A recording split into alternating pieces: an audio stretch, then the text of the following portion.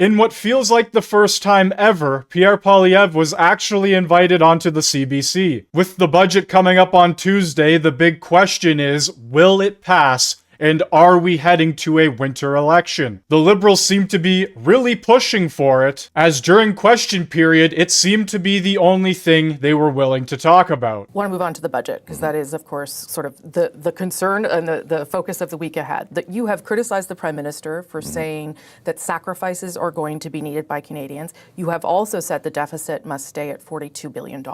How do you keep the deficit at $42 billion and not make sacrifices and not ask Canadians to make sacrifices? Well, I think it's a false juxtaposition because the deficit is causing the sacrifices. The more the government spends, the more things cost. The cost of government is driving up the cost of living. These deficits are raising the prices that people pay in real time. It's called inflation, and we know that the source of inflation is when government prints money to spend what it does not have. This bids up the price of goods, and it's why. It's no coincidence that during the time the Liberals doubled the national debt, they also doubled housing costs and doubled lineups at food banks. So except some of the things that will be in the budget will be for housing to help Canadians. That is what they are proposing to do to help Canadians in this moment. But with every dollar they spend comes from Canadians. And so they remember Justin Trudeau and the previous Liberal government launched a bunch of expensive housing programs saying it would help. It doubled housing costs. They announced food programs. Well, they doubled food bank lineups. So the more government spends, the more it drives up the cost of living.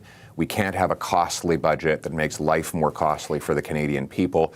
We want them to keep their promise. It was only a year ago that Liberals said they would keep the deficit down to $41 billion. Now, Mark Carney was elected saying he would spend less. And since that time, his deficit spending is 100% more. But you know that his reasoning, what he will tell Canadians on Tuesday, is that he's investing. It's meant to spur investment in the Canadian economy. Things like defense, housing, as I said, industries dealing with tariffs. What of those things do you not agree with? Because he believes that investment will actually attract private capital and will force the economy to sort of rebuild in the face of Donald Trump. You know, it seems like a familiar line because it's exactly what the Liberals promised in 2015. 10 years ago, when they ran on producing small temporary deficits that would invest. And what happened? They doubled the national debt. And what happened to investment? It dropped more than any time in Canadian history and more than any other G7 country. Deficits are not investments. They reduce investments because they borrow money out of the economy that would otherwise have been invested in productive private enterprises, factories, mines, pipelines, LNG plants. So when the government borrows, it actually subtracts from the economy by sucking up capital that would have been used for productive purposes. So if we want investment, there's only one thing the government needs to do: get out of the way. There are trillions of dollars of private investment ready to dig mines, build pipelines, set up LNG plants, build ports. We know that money exists because they're doing it in other countries around the world where there is fast approvals, less red tape, low taxes. They get private sector investment, and that's what we want to launch. But by that explanation, by that rationale, why would you accept a $42 billion deficit? You know, Sean Spears, who was the economic advisor to your former boss, recently said on The Hub, that is a massive shift for a Conservative to actually even fathom a $42 billion deficit. Why say that's okay? It's not okay. But you're willing to accept it, you're saying. It's not okay. Yeah. It is the disastrous state we're in after 10 years of Liberal government. We have a situation where it is impossible this fiscal year, because Mr. Carney, maybe if he had introduced the budget at the beginning of the fiscal year like most normal, competent prime ministers would have done, and which all prime ministers used to do, we could have affected the deficit. But, Rosie, the half to two-thirds of the fiscal year is behind us. The money's already spent. So I would be lying to people if I said that I owned a time machine that would allow me to go back and unspend money that Mark Carney has been spending for the last seven months. So I would like a zero deficit, but the Liberals have put us in this mess, and I work with what I got. So you are not going to support the budget. There's no way you could do that. You can't lose an election, say Mark Carney's the worst, and then support the budget. That's not possible. Right? Oh, well, I haven't seen the budget. I haven't seen the budget. I don't have telepathic powers to tell you what's in it. If it were to bring down the cost of living, an affordable budget for an affordable living is something that I support. None of these things are, you know what the deficit's going to be. On that premise alone, I don't imagine you can support the budget. But in addition to the deficit, I came up with some very collaborative ideas. And I asked, why isn't the government at least considering them? I've said, let's bring down the cost of food by getting rid of the industrial carbon tax on farmers and the people who feed us. Let's get rid of the food packaging tax that adds $1 billion to food prices. The fuel standard tax that's going to jack up gas prices 17 cents. Get rid of all that. And that would make food more affordable for the 2.2 million people lined up at food banks. And if the government were in a collaborative mode, recognizing they only have a minority, they would accept my ideas for an affordable budget for an affordable Canada. Are you prepared to have an election if that's where we end up? I'm prepared for an affordable budget. That's what I want the government to introduce. And I'm not going to speak about the plans thereafter because I haven't seen it. But we're not going to. We don't believe that the choice has to be as the Liberals presented, which is between a costly budget and a costly election. You can have an affordable budget, and I've given Mr. Carney a plan for that.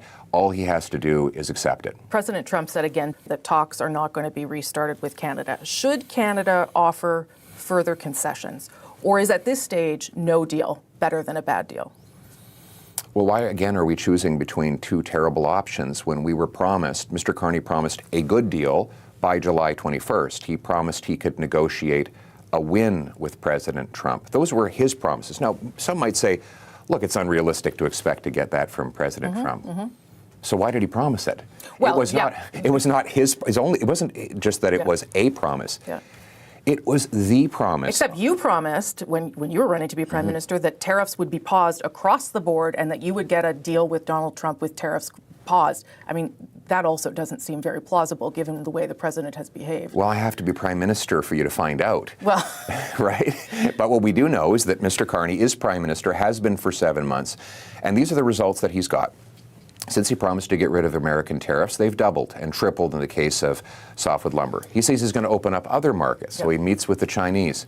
And what do? They increase tariffs on canola, seafood, and pork. He meets with the Indians. What do? Increase tariffs on our peas by 30%. He meets with the Brits. What do? They hit us with blockades of our beef. It seems like everywhere Mark Carney goes, with these grand meetings and photo ops, we end up with more tariffs. His failures abroad are costing us at home. He met with the Chinese president, though, and they made a decision that their officials were going to get together and try and solve the trade irritants. He is trying to make some progress, no? You don't see those things as a bit of progress? What progress? Can you name one tariff line that he's reduced abroad? No, not at this stage, no. Not one. No. He said 7 months. So what would He's been on 20 trips. What would you like to see him do then? What do you think is the missing piece here? Keep his promise. Yeah, but how? It's easy to say that. It's the how that's difficult. Well, the how, I said that I would face President Trump and the rest of the world from a position of strength. Right now, we're in a position of weakness. The Americans know we can't sell our goods to anyone else because we don't have pipelines and LNG plants to get our most valuable export to other markets. I would pass the Canadian Sovereignty Act, which would rapidly greenlight and legalize pipelines, LNG plants, and other infrastructure. But the government is doing some of that. There's an LNG plant that's happening. There are major projects. By Stephen Harper. Well, there's an expansion of it. There's an expansion of it. And the Major Projects Office, it does allow them to get around laws and regulations. You know, that's the goal of it. That's the goal. We're 7 months in, and the clock is ticking. I think we've been through enough goal setting, and now it's time for results achieved. And we're not getting any results. Mr. Carney won't even tell us if he supports an oil pipeline to the Pacific.